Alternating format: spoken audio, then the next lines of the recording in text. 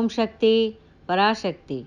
अपने से उत्पन्न किए जाने वाला दोष कर्म दोष, दूसरों द्वारा पारित किया जाने वाला दोष टोना टोटका वाला दोष।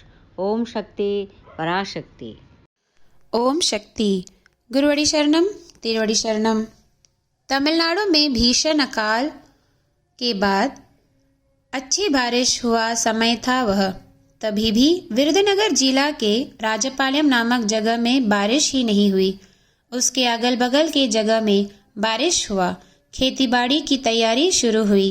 राजापालयम जगह में एक बूंद बारिश भी नहीं हुआ। उस जगह के अम्मा के भक्त एक इंजीनियर कार्यकाल पूरा कर सेवा मुक्त हुए थे। उन्होंने अम्मा से दिव्यवाणी सुनने के लिए प्रश्न किया, अम्मा, हमारे गांव में बारिश ही नहीं है। आजू बाजू के जिलों में अच्छी बारिश है, पर हमारे यहाँ बारिश नहीं है। कृषक सब वेदना में हैं करके प्रार्थना किया। उसे सुनकर माँ, अडिगलार को साथ ले चल, उसके पाँव पड़ने के बाद वर्षा देती हूँ करके कहा। चेन्नई में पानी की कमी जब हुआ, चेन्नई के एक शक्ति अम्मा से चेन्नई जनता के वेदना को प्रकट किया। अडिगलार को साथ ले चल, अच्छी तरह अभिनंदन करो, वर्षा देती हूँ करके कहा माँ ने। उसके बाद ही आध्यात्मिक सम्मेलन आयोजित हो। अडिगलार को नमस्कृत कर वर्षा की प्रार्थना में महिलाओं से आयोजित यज्ञ पूजा हुआ। बारिश भी हुआ और एक बार चेन्नई में पेयजल की अपर्याप्तता हुआ। चेन्नई जिला के आध्यात्मिक प्रचार के मुखिया और कुछ शक्तिगण मिलकर माँ से जल की कमी को दूर कर आशीष प्रदान करने हेतु विनती की। चेन्नई शहर पाप से भरा जगह बन गया है पुत्र। वहाँ की भलाई के हेतु एक यज्ञ आयोजित कर अडिगलार को साथ ले चल, यज्ञ आयोजित करो, बारिश देती हूँ करके माँ ने कहा और वैसे ही आयोजित हुआ। चेन्नई में हुआ उस शुभ शहर यज्ञ के बाद 1987 के साल में तमिलनाडु के कई जगहों में अच्छी बारिश हुई। कंबम नामक जगह के एक शक्ति के यहाँ बारिश न होने के कारण इलायची का खेत पूरा मुरझा गया।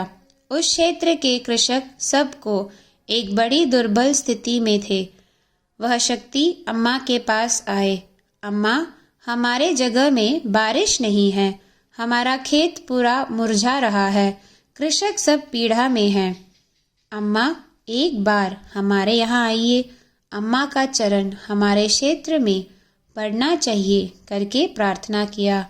उसे सुनकर अडिगलार बोले, उस तरफ सब आना है सर, मुझे यही समय बीत जाता है, बेचारे घर वालों को ही कहीं लेकर नहीं जा पा रहा। एक दिन बच्चों को भी लेकर आपके यहाँ आता हूँ सर करके कहा अडिगलार ने। रामायण में आने वाले एक कथा। उरोबादन नामक एक राजा था। उसके देश में एक बार बारिश नहीं हुआ। अकाल मस्त नाच मचा रहा था। इसीलिए उस देश के ऋषि मुनि को बुलाया, उपाय मांगा। उन समय में राजा सब देश को कोई हानि हो तो ऋषि मुनि आध्यात्मिक विद्वानों को बुलाकर सलाह मांगते हैं और उसके हिसाब से चलते हैं। क्यों? प्रकृति के उलझन, रहस्य, मर्म को जानने वाले वही ही है। इस कारण इसीलिए मुनियों को बुलाकर, मुनि जी, हमारे देश में यज्ञ कहीं आयोजित करते हैं, दान धर्म की कोई कमी नहीं है। ऐसे रहने के पश्चात बारिश नहीं है, जनता व्यथा में है करके पूछा। उसके लिए मुनियों ने कलईकोट्टू मुनि नामक एक मुनि हैं, उनके आने पर उनके चरण पड़ने से बारिश होगी करके कहते हैं। उसके हिसाब से उस मुनि की आवेदन कर उनकी अभिनंदन कर रहे हैं राजा। राष्ट्र में बारिश हो रही है, यह रामायण में कहा विषय है। दैनिक रुकावट के बिना मंदिर में पूजा, यज्ञ, लोगों की पूजा, देश के जनता के उन्नति हेतु प्रार्थना करने वाले संत, देव को ही मन में रख प्रार्थना करने वाले आध्यात्मिकवादी, दान धर्म, यह सब उचित रहे तो राष्ट्र समृद्ध रहेगा, बारिश मिलेगी। आज तो जनता का मन धन आडंबर की ओर भाग रहा है। सुख भोग भरा राजतंत्र बढ़ रहा है। मानसिक पतन के साथ बारिश भी कम हो गया। आध्यात्मिक के बढ़ने से ही बारिश आएगा। राष्ट्र में सुख संपत्ति की प्राप्ति होगी। प्रकृति का विकास कर मनुष्य के मन में आध्यात्मिक चेतना को बढ़ाकर आध्यात्मिक गुरु के कृपा को प्राप्त करने के लिए आज के युग के मनुष्य और जीव बहुत ही भाग्यशाली है करके ही कहना चाहिए।